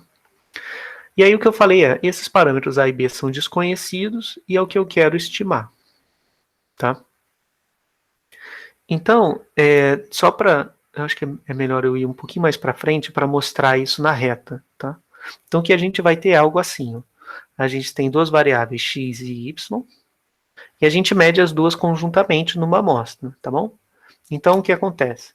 Para cada amostra, eu vou colocar um pontinho desse. E o objetivo é descobrir qual é a reta que passa por esses pontos, que é a melhor reta possível, tá? E aí a gente vai ver o que significa a noção de melhor reta possível daqui a pouquinho. Então vamos só para o setup, né, do modelo de regressão. Então, suponhamos, né, que a gente tenha yi sendo igual a mais bxi mais epsilon i. Então é um pouquinho diferente de antes, né? Antes a gente estava olhando só isso aqui, né?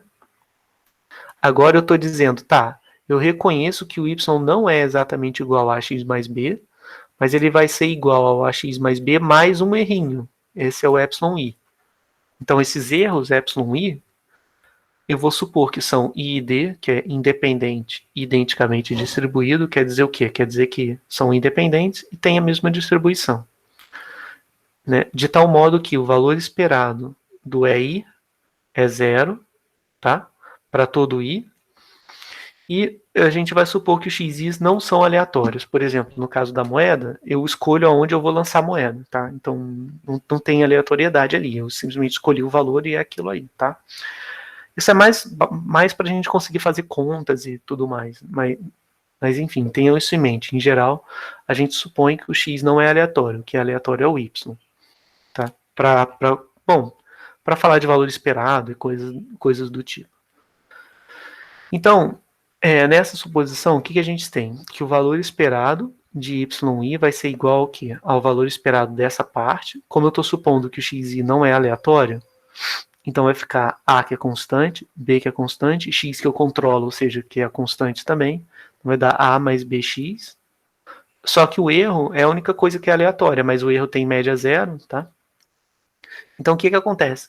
A esperança de y é um ponto da reta, concorda? Tá? Então por isso que a gente define dessa forma, com erros que têm média zero, para que o valor esperado de y seja um ponto na reta. Tá? Então essa é a interpretação estatística da reta de regressão. É o valor esperado, né, das minhas observações condicionada à observação de x, desculpa. E aí o que eu vou fazer? Bom, eu tenho estimativas, né? O A chapéu e o B chapéu, em geral a gente vai denotar estimativa com chapéu em cima, tá? Então, A chapéu e B chapéu são estimativas de A e B, tá? Então, aqui eu esqueci de botar os chapéus. Então, quando eu for estimar o meu y, que é a estimativa de y, ela vai ser a estimativa de A mais a estimativa de B vezes o xi. Porque, de novo, o A e o B reais eu não conheço, tá? Então eu tenho que estimar quem são, aí eu plugo os estimadores, calculo minhas previsões, tá? E aí, bom, naturalmente, o que vai acontecer é que o y chapéu i vai ser diferente de yi, tá? E aí, o erro de estimação, que eu vou chamar da diferença entre yi e y chapéu i, é chamado de resíduo, tá? Então, como assim? Ó, esse i, na verdade, é essa distância com sinal aqui, tá? Deixa eu denotar de outro jeito, que é para não confundir com o número de Euler. Então aqui eu tenho i, tá? É essa distância com sinal, tá? Ou seja, nesse caso, aqui, isso é para um valor de i. Esse aqui para um valor de j, eu tenho EJ, esse EJ vai ser negativo, tá? Porque o erro é negativo. Mas eu posso tomar também em módulo. Então é só para ter a noção de que os erros eles são tomados verticalmente com relação à reta, tá? que vão ser a distância entre o yi e o y chapéu i. O y chapéu i está sempre na reta e o y está fora da reta. Né? Então, o que acontece? Vou definir esses caras como sendo resíduos, eu vou querer estimar o A e o B por A chapéu, B chapéu, de tal modo que esses resíduos sejam os menores possíveis, tá? Aí como é que eu posso forçar que os resíduos sejam os menores possíveis? Porque eu não consigo fazer isso ponto a ponto, né? Eu posso pensar assim, eu quero que o resíduo nesse ponto aqui seja o menor possível. Aí beleza, aí a reta vai passar por esse ponto, né? Só que aí quando eu chegar para o outro, eu falo assim, esse aqui eu também quero que seja o menor resíduo possível. Então a reta passaria por esses dois pontos. Mas o resíduo em todos os outros, né, seria muito alto. Então tem que ter uma medida que seja uma medida uniforme e que minimize todos os resíduos. Como é que você faz isso? Bom, eu posso minimizar a soma dos quadrados dos resíduos, né? Ou seja, eu posso minimizar, então tomar aqui, né, o mínimo com respeito ao A e ao B. Tá? Então, vê se não é o que está sendo denotado aqui. Eu quero minimizar o somatório do yi menos o ponto que está na reta, que é o A mais bxi, ao quadrado, né? E aí eu vou minimizar com respeito a A e a B, tá bom? Então, por isso, o método chama mínimos quadrados, porque eu vou pegar o quadrado dos resíduos e vou minimizar a soma dos quadrados dos resíduos. Poderia pensar em minimizar a média também, tipo, eu quero que a média dos resíduos seja a menor possível, né? A média dos quadrados dos resíduos seja a menor possível. E aqui vai dar na mesma, porque, enfim, em termos de minimização, você multiplicar uma função por uma constante não muda o ponto de máximo nem o ponto de mínimo, tá? E aí, por que a gente quer minimizar o quadrado, né? Aqui, acho que vocês já devem estar habituados a isso, né? Tudo a gente faz sempre com quadrado. Quando, na verdade, eu acho que a gente queria fazer com valor absoluto, porque o valor absoluto é o que dá mais interpretação, né? Por exemplo, quando eu olho para isso aqui, eu quero pensar, eu gostaria de obter a reta que minimize o módulo, a soma do módulo dos resíduos, né? Porque é uma medida mais interpretável. Eu saberia, por exemplo, qual é a média das distâncias verticais entre cada ponto e a reta. Quando eu falar da média do quadrado, é um pouquinho mais chato, porque eu tenho que pensar, eu tenho que jogar de novo, calcular uma raiz, por exemplo, para ter uma estimativa da média na escala original. A razão pela qual a gente faz com quadrado, ao invés de fazer com valor absoluto, é porque com quadrado é muito mais fácil de derivar, né? O valor absoluto, ele nem tem derivada em todo ponto, né? E aí, bom, qual é a ideia, né? A gente vai definir os estimadores dessa forma, tá? E aí, nota que isso aqui não deveria ter alfa. Tá, eu estou usando alfa. Nossa, estranha essa notação. Melhor eu botar... vamos deixar sem chapéu, então. Tudo bem. Então, eu estou usando alfa para estimar o A e o beta para estimar o B. Eu gostaria de usar, tipo, B chapéu, A chapéu, mas tudo bem. Vamos usar a notação que está no slide. E aí nota quais são os valores, né? Esses aqui são os valores ótimos já feita a conta. Vai ser o SXY, que é a covariância que a gente já viu, né? Dividido pelo SX ao quadrado, que é a variância de X. Então tudo isso tem ligação. Oi, pode falar. Eu te perguntar, ali dentro lá no método mínimos quadrados, tipo quando tem somatório de yi menos o yi chapéu, esse A e esse B são A chapéu e B chapéu, né? Boa pergunta. Na verdade, meio que tanto faz, porque a gente vai minimizar com respeito a essas variáveis. Faz sentido? Não entendi muito bem, não. Tá, deixa eu escrever assim. É porque, na verdade, a gente escreve... Não sei se vocês já viram essa notação, né? O objetivo é isso. É o arg-min. Vocês já viram isso? Arg-min? Não, eu não. A e B. Tá, então deixa eu explicar. yi menos A mais B de xi ao quadrado, tá? Isso aqui, argmin, significa eu vou procurar A e B de tal forma que minimize essa expressão aqui, tá? Isso aqui vai retornar o ponto de mínimo, tá? Esse argmin significa qual é o ponto de mínimo dessa função em que eu estou minimizando com respeito a A e minimizando com respeito a B.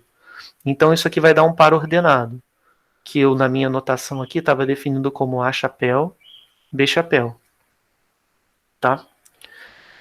É como, por exemplo, eu falar para vocês, aqui eu chamo f de, dizer assim, f é uma função que vai de x, desculpa, f é uma função que vai da reta na reta, e ela é dada por f de x igual a x ao quadrado, tá? Se eu pensar quem é o ponto de mínimo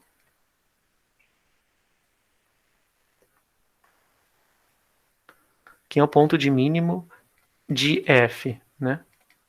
Aí o que você vai fazer? Você vai pegar o f de x, né? Vai derivar, vai dar f' de x, mas aqui igualar a zero.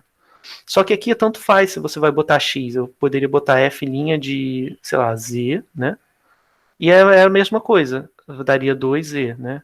Igual a zero. Isso aqui vai ser zero se somente se o z for igual a zero. Se eu fizer assim, vai ser se somente se o 2x for igual a zero, se somente se x é igual a zero. O que importa é que essa variável que eu estou usando x, ela é uma coisa meramente auxiliar. O que importa é o valor do mínimo, né? Esse valor é o que está atrelado à minha função. A minha função f. Aqui é a mesma coisa. O que eu estou te dizendo é o seguinte: se eu colocar aqui a e b, né, eu vou minimizar com respeito a e b. Se eu colocar o chapéu aqui, eu vou minimizar com respeito ao a chapéu e ao b chapéu, entendeu? Aí eu posso chamar de qualquer coisa essa constante e essa constante. Tudo bem?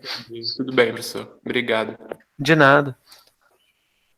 Mas é uma excelente pergunta. Realmente, eu não deixei isso claro, tá? Então, vamos fazer a conta para a gente chegar nesses valores, né? Porque isso vai ser importante. E não vai ser difícil, tá? Vamos lá. O que a gente tem é o seguinte. Vamos chamar de f de A e de B. Eu vou chamar esse somatório aqui. yi menos A menos B xi ao quadrado, tá? Indo de 1 até n. Então, como é que eu faço para otimizar essa função como função de A e de B? Eu tenho que usar derivadas parciais. Alguém aqui não viu derivada parcial? Não tem problema se não tiver visto. Eu não sei, eu acho que não é pré-requisito para ProBest, não. Derivada parcial é você derivar com respeito a uma das entradas da função. Tipo, se é uma função de duas variáveis, pode derivar com respeito ao A e deixando o B, né? São duas variáveis A e B, né? O x e o y eu estou considerando como constante aqui para fins de otimização. Então, quando eu derivar com respeito ao A, eu estou supondo que o B é constante. Quando eu derivar com respeito ao B, eu estou supondo que o A é constante. Essa é a noção de derivada parcial, tá? Para quem não viu. Então, olha, é bem fácil. Como é que eu vou derivar isso aqui com respeito... A ideia é derivar com respeito a A e igualar a zero, tá? Igual a gente faz com lá do cálculo. Como isso aqui é uma função quadrática, basta derivar igual a zero, já sei que o ponto que satisfaz isso é o ponto de mínimo, porque vai dar uma parábola 3D, assim, que roda desse jeito. Então, o ponto onde é zero vai ser aqui embaixo, né? Então, esse vai ser o ponto de mínimo. Eu nem vou fazer os testes, tá? Então, vai dar 2 somatório yi menos a menos b xi. Que multiplica, eu estou derivando com respeito a A, né? Então aqui vai dar, com respeito a A, vai dar isso aqui, vezes menos 1, né? Porque eu derivei do lado de fora. Aí vai dar isso aqui. Aí eu tenho que derivar do lado de dentro. Do lado de dentro, com respeito a A, considerando B constante, vai ficar menos 1. Então isso tem que ser igual a zero. Ou seja, né? Curtou, né? Então isso aqui vai me dar o seguinte. Aqui vai dar somatório de y. Eu vou escrever somatório de y para abreviar, eu vou escrever como n y barra, tá? Menos somatório de a vai dar na. Menos b, somatório de xi, eu vou chamar de n vezes x barra, tá bom? Em que y barra é a média de y e x barra é a média de x, média aritmética. Fez sentido ou passei rápido demais? Alguém não viu por que esse somatório de xi pode ser visto como n vezes y barra? Professor, se você puder falar de novo, por favor. Claro. O que eu fiz aqui? Eu fiz o seguinte. Eu chamei somatório de yi. Essa é a primeira parte, tá? Vai dar somatório de yi. Mas aí eu fui preguiçoso. Eu falei assim, não vou escrever somatório de yi, não. Eu vou escrever da seguinte forma. N vezes 1 sobre N somatório de yi. Tá? Aí olha só o que acontece. Nossa, tá um som esquisito. Vocês estão ouvindo um no fundo ou é só no meu coisa? Eu tô ouvindo bem. Estranho. Bom, pelo menos aqui pra mim parou, né? Não sei se era coisa do meu fone. Bom, mas enfim, parei aqui, né? O somatório de yi eu escrevi como n vezes 1 sobre n somatório de yi. E aí esse cara é o y barra. Né? Então aqui deu y barra. Aí foi o que eu escrevi, tá? Eu escrevi, ao invés de escrever somatório de y, escrevi n y barra. E aqui é a mesma coisa. Quando eu for passar esse somatório, o b sai do somatório. Onde está somatório de xi, deu nx barra. Fez sentido? Agora sim, obrigada, professor. De nada. Então, aqui tem n em todo lugar, né? Eu vou escrever da seguinte forma. Y barra menos a menos b x barra igual a zero. E aí, isolando o y barra, vai dar y barra igual a mais b x barra. Olha que interessante, né? O y barra é um ponto que cai na reta de regressão. Isso é interessante notar. Se eu fizer a média de x, vai dar um valor, sei lá, esse aqui. Se fizer a média de y, vai dar um valor. E se eu plotar os dois no gráfico, eles vão estar exatamente sobre a reta, né? Exatamente em cima da reta. Tá? É isso que essa equação aqui está me dizendo. Então, vou chamar isso aqui de equação 1. Agora eu vou fazer a mesma coisa. Eu vou derivar com respeito ao b.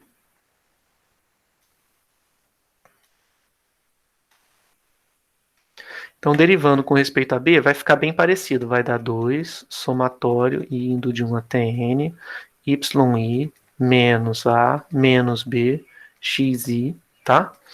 Que multiplica... Agora eu estou derivando menos com respeito a b, né? Então, vai sobrar um menos xi, concorda? E esse somatório está pegando todo mundo. O somatório ele não para nesse primeiro parêntese, ele vem até aqui, tá? Bom, isso aqui igual a zero. Aí, da mesma forma, né, eu posso cancelar esse menos que está multiplicando, porque ele está multiplicando todo mundo dentro do somatório. Esse 2 também está multiplicando todo mundo no somatório, pode ir embora, tá? Aí, olha só o que vai acontecer. Eu vou ter... Isso vai resultar em somatório yi, xi,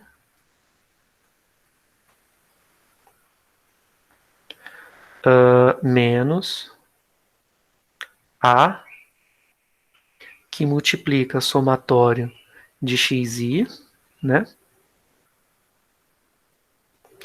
Menos b, que multiplica somatório de xi ao quadrado. Né?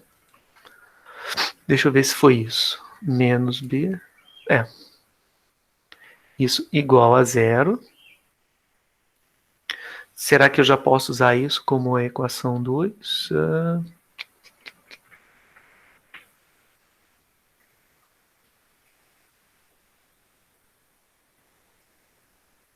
Posso. Então, o que eu vou fazer? Isso aqui eu vou chamar de equação 2.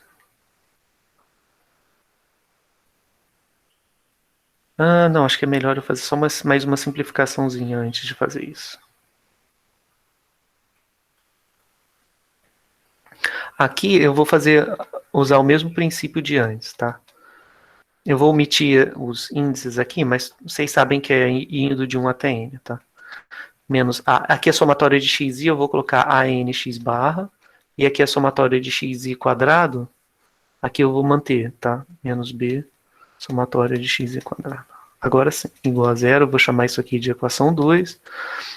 Agora, eu tenho duas equações lineares envolvendo A e B. É só substituir uma na outra. Na equação 1, eu tiro que, por exemplo, A é igual a y barra menos b x barra, tá? E aí eu vou substituir em 2, né? Então, substituindo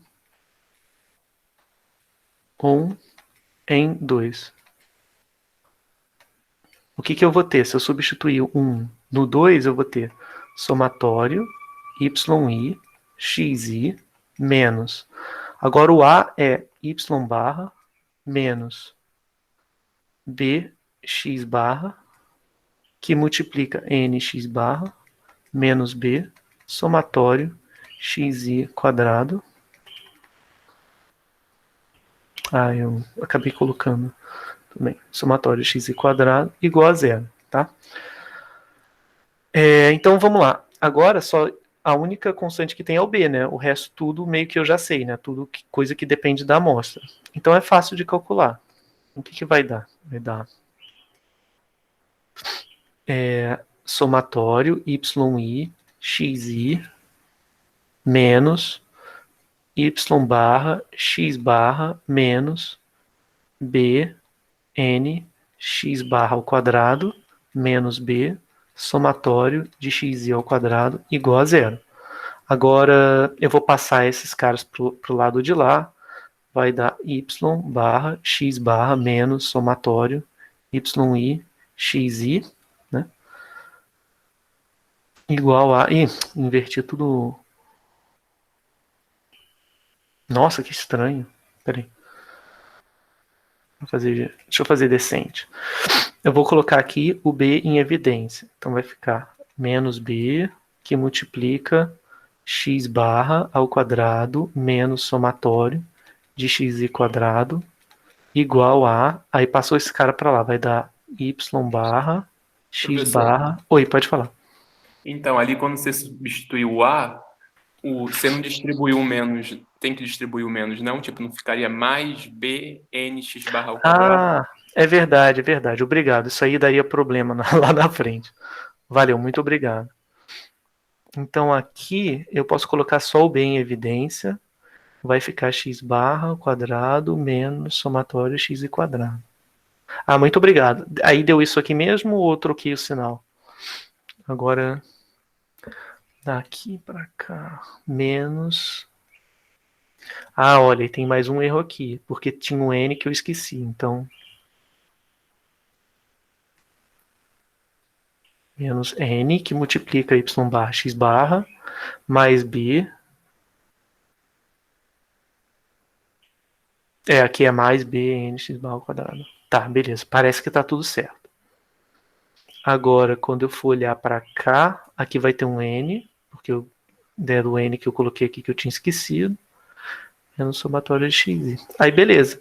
Olha só, quem é o b que minimiza aquela expressão? Vai ser n, y barra, x barra, menos somatório xi, yi, dividido por x barra ao quadrado, menos somatório de xi ao quadrado. Aí eu posso multiplicar por menos 1 em cima e embaixo, né? Que não vai alterar nada. Vai dar xi, menos n, x barra, y barra, dividido pelo somatório de xi ao quadrado, menos n, x barra ao quadrado, tá? Aqui eu esqueci de multiplicar por n, né? Aqui. Porque veio daqui, né? Eu esqueci.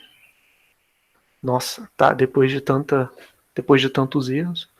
Mas aí deu certinho, olha só. Exatamente igual ao que ele fez. Aqui para achar o beta. Só que é porque ele está chamando a estimativa de beta, tá? Eu estou chamando aqui de b. Que eu comecei a minimizar em função de b, tá? E agora, como é que eu acho o a? E para achar o a é bem fácil. Caramba, não consigo puxar. Para achar o A é bem fácil, é só voltar na equação 1, né? Então, da equação 1, eu tinha A igual a y barra menos bx barra. Então, primeiro eu calculo B. E depois eu venho aqui e substituo em A. Tá bom? E olha só o que aconteceu. Esse aqui é o SXY, né? Só faltou dividir em cima tudo por n-1. Aí eu teria o SXY. E se eu dividir isso aqui por n-1 também, ou seja, não alterando qual é a razão, né? Dividir tudo, não só o segundo termo. Aqui é o numerador tudo e o denominador tudo. Eu vou obter o S2 de x, que é a variância de x. Ou seja, a estimativa do beta é a covariância dividida pela variância de x, tá? A covariância de x e y dividido pela variância de x. E o A eu descubro usando a equação 1, né? Usando o fato de que x barra y barra pertence à reta de regressão. Ficou alguma dúvida nas contas?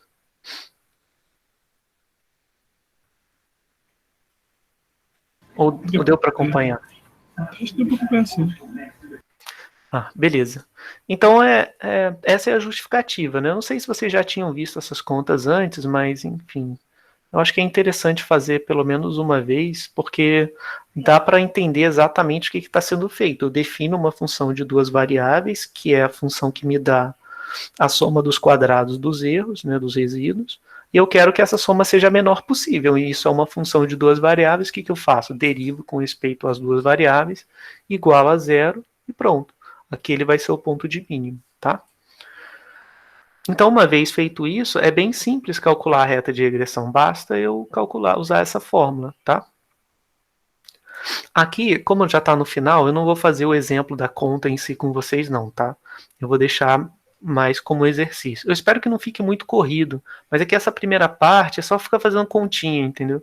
Aí eu pensei, eu acho que é melhor eu gastar mais tempo de aula fazendo as demonstrações, explicando a parte teórica por trás, do que ficar fazendo as contas. Porque fazer as contas é só mecânico, é meio chato, entendeu? O que você tem que fazer para fazer as contas? É quase igual a regressão, só que você não vai completar. O B, se você fosse fazer quase igual a correlação. Se você fosse calcular a correlação, ainda teria que dividir aqui pelo S de Y, que não aparece. Então, assim, é bem similar ao que aparecia antes, né? Em geral, na prova, essas coisas vão ser dadas, né? Vai ser dado quem é o x barra, vai ser dado quem é o y barra, ou se não, quem é o somatório de x e quem é o somatório de y. E aí o x barra e y barra já estão definidos de cara. E aqui você tem as medidas dos quadrados, né? E a medida da soma dos produtos. Então, assim, é só substituir na fórmula. Aqui, olha, a estimativa do B vai ser 383, que vai entrar aqui, deixa eu colocar em azul. 383. Aqui o N, 1, 2, 3, 4, 5. O X barra, 3.8. O Y barra, 23.2, tá? E assim sucessivamente. O somatório desse cara aqui vai dar 103. E esse produto, o produto não tem N, vai dar 5 aqui. X barra é 3,8 ao quadrado, tá? Porque é x barra ao quadrado. E aí é só fazer isso, é só substituir e você faz as contas. Eu acho que o mais importante é entender o processo de derivação desses valores, né? De obtenção do ótimo, tá? E aí é simples, né? A reta de regressão linear, ela vai ser obtida, aqui já tem os valores, né? Eu fiz a conta do B, do beta, fiz a conta do alfa, então vai ficar y igual a menos beta x mais alfa, tá? Então essa é a reta de regressão que passa por aqueles pontos de lá. E aí vamos só dar umas interpretações para a gente poder fechar a aula. Então a gente estimou, né, a reta de regressão linear como sendo y igual a menos 1,88 mais 30,35. Aí o que a gente pode fazer com isso, né? Uma vez que a gente fez essa estimativa, a gente pode fazer previsões, por exemplo. Então, quando x é igual a 10, o modelo prevê que y é igual a menos 1,88 vezes 10, mais 30,35. Aí aqui eu digitei coisa errada, né? Isso aqui vai dar 11,55, se eu fiz as contas certas. Tá? Então, você pode usar o modelo de regressão para fazer previsões para vários valores de x, né?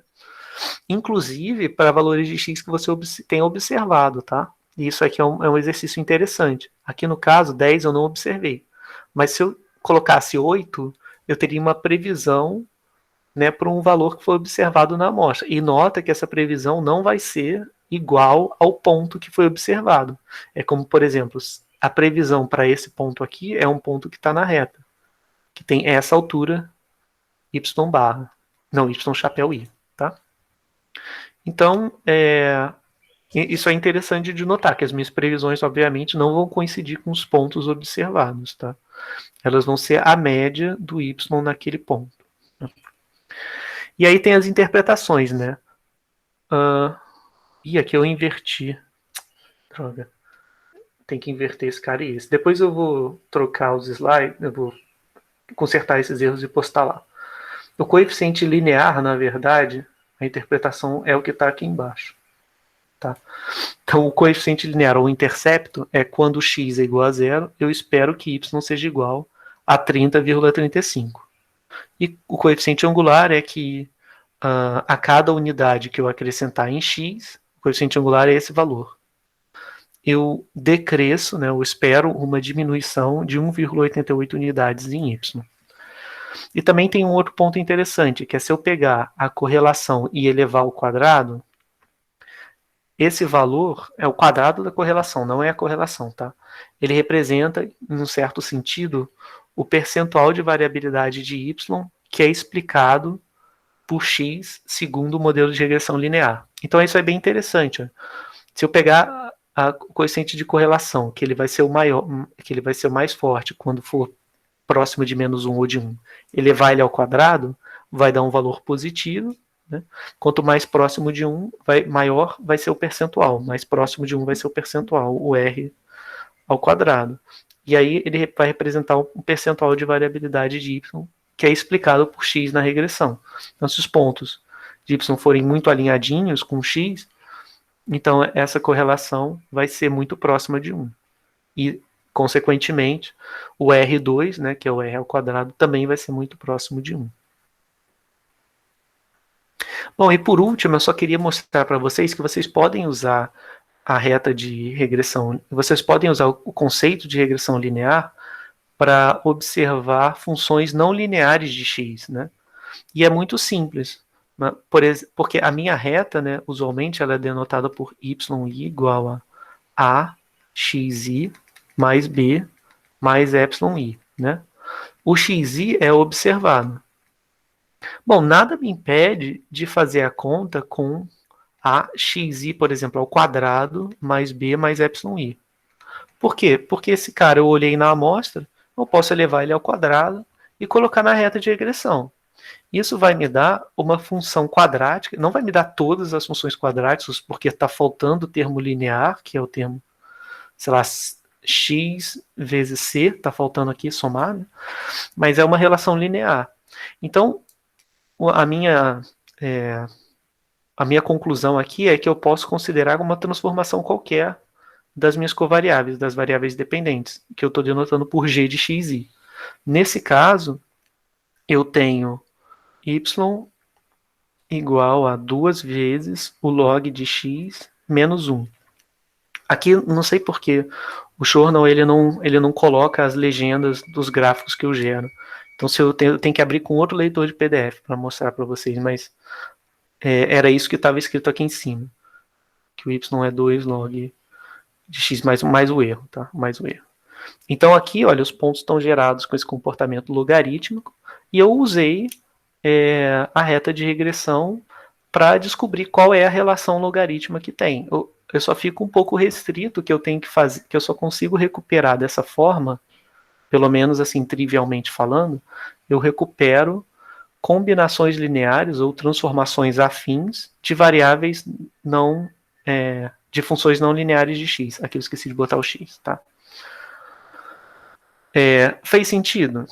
Para eu fazer esse tipo de regressão, a única coisa que eu tenho que fazer é transformar por g todos os valores de x. Então, se eu quisesse fazer com quadrado, por exemplo, é só botar quadrado aqui em tudo.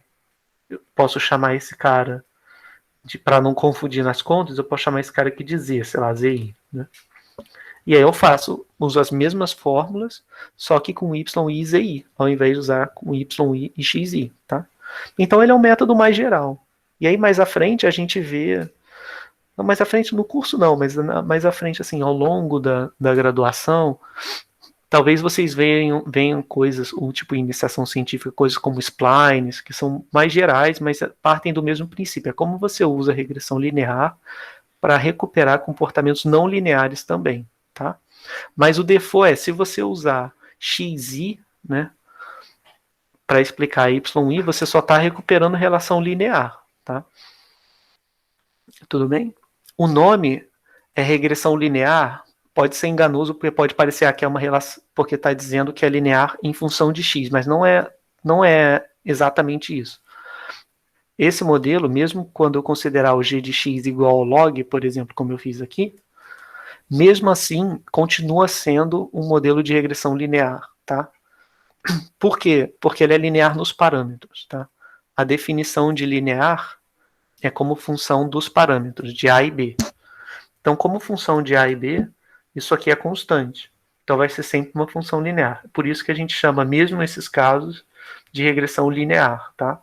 Mas é uma regressão linear nos parâmetros, sendo usada para recuperar uma relação não linear entre x e y. Tudo bem? Ficou alguma dúvida, pessoal? Esse é o último slide da aula de hoje, eu também já passei um minutinho aí do tempo. Então, eu termino por aqui, mas se vocês tiverem com qualquer dúvida, é só falar, tudo bem? Isso. Até quarta-feira. Bom, falou então, pessoal, até quarta-feira. Eu vou ver quando eu consigo colocar a lista de exercício, que é para vocês já irem fazendo até a quarta-feira, tá bom? Tudo bem. Bom, falou, pessoal, um abraço aí para todo mundo e boa semana.